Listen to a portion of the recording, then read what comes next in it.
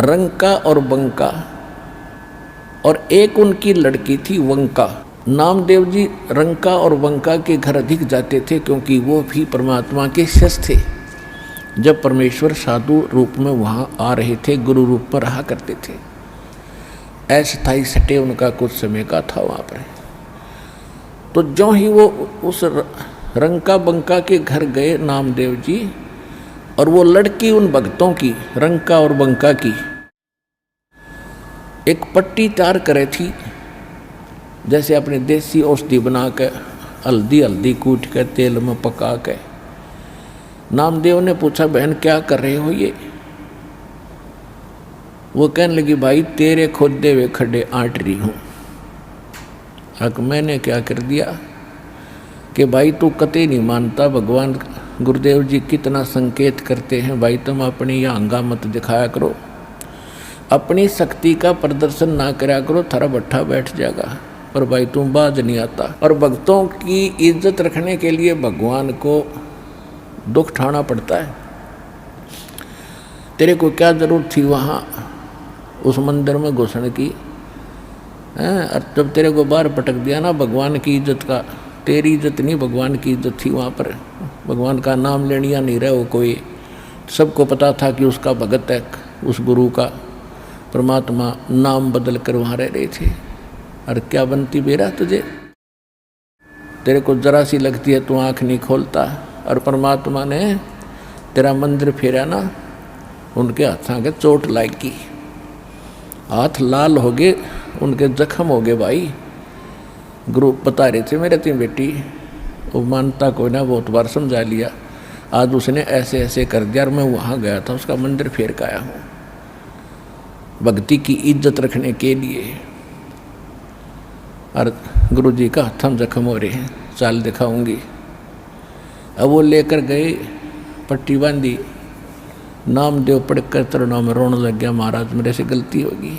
बेटा भक्ति भाव में गुरु जी के आदेशानुसार चलना चाहिए आपने। जी आगे से ऐसी कोई गलती नहीं करूँगा, मेरे से माफ़ करो। अब उसको आगे भी पढ़ाई पढ़ानी थी, ये यहाँ इसको रोकना ज़रूरी था, अगले भक्ति देनी थी, सार नाम देना था। इन बकवादों में सार नाम थोड़ा ही फलेगा। चुप हो गया, अब जी नहीं गलती करूँगा आगे से। अब कुछ दिन के बाद नामदेव जी ने परमेश्वर कबीर जी से, जो गुरु रूप में रहते थे, उनसे कहा, महाराज ये रंका और मंका जंगल से लकड़ी लाते हैं और इनको बेचकर गुजारा कर रहे हैं, बहुत निर्धन है, झोंपड़ी भी ढंग से नहीं है, इनको कुछ धन दे दो। परमात्मा बोले, भाई ये धन ना लेते, मैं देना चाहता हूँ। ये नहीं लेते, इनको तो विष दिखाई दे है ये धन। तो नामदेव कि उनका थोड़ा सा ठीक गुजारा था, कहने लगे, नहीं जी थोड़ा बहुत तो गुजारा होना ही चाहिए इनका, कुछ तो दे दो। परमात्मा बोले, भाई ना लेते ये, क्यों गुरु जी को हम चाहे परमात्मा आ जाए, क्योंकि वो तो विभिन्न रूप में होता, तो हम बेशक सारा कुछ मानते हैं, फिर भी नहीं रहे गुरु जी तो गुरु जी हैं। तो कहने लगे, जी कुछ तो देना चाहिए इनको। अच्छा बेटा ले, आज देता हूँ, तू मेरे साथ चल। अब क्या किया परमात्मा ने, अपनी सिद्धि शक्ति से गहने, सोने के आभूषण अच्छे बनाए, चांदी के, सोने के, और आ जा भाई इनके रास्ते में डाल देंगे, ठा ले जाओगे। हाँ जी सही बात है। वो लकड़ी लिए आ रहे थे, वह बंका पीछे थी, रंका आगे आगे आवा था, सिर पे लकड़ियों का बंडल था।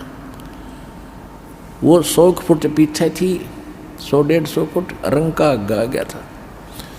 क्या किया रास्ते में, वो सोने के आभूषण डाल दिए, और नामदेव और परमात्मा एक झाड़ी के पीछे बैठ गए।